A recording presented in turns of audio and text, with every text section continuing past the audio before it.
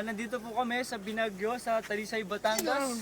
Makikita nyo po sa aking likuran ang malaking puno na ito na binuwal ng bagyo. Ito po ay napakalaki ng puno. Makikita nyo po napakalaki niya. Pero sinira siya ng bagyong Glenda.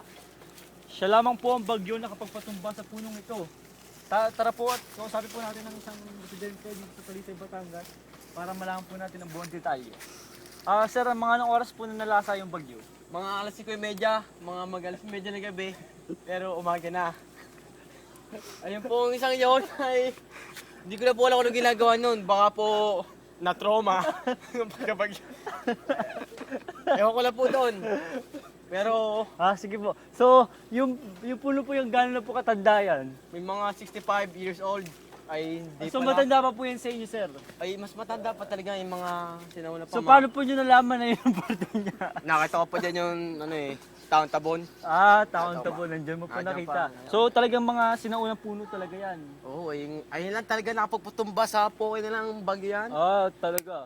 Kung makikita nyo po, nakita nyo po ba? Pati po ang isang manggang ito, makikita nyo po, putol din siya. Napakalaki po ng manggang yan.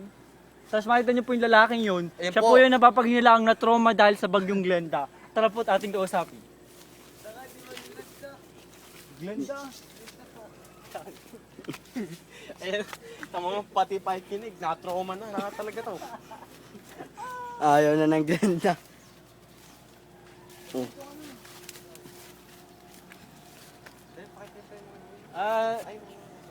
Dito mo.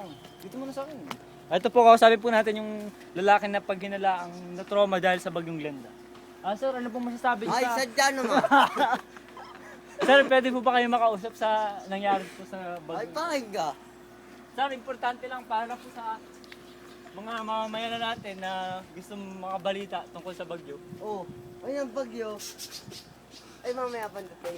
Babe, video mo, Sir, so hindi pa po siya dumadating dito. Hindi pa sa dumadating. So ano po nangyari dito sa pagkataob ng punong ito? Ay, sadya naman. Nakikita niyo po yung ugat niya. Yan, napakalaki po na ugat.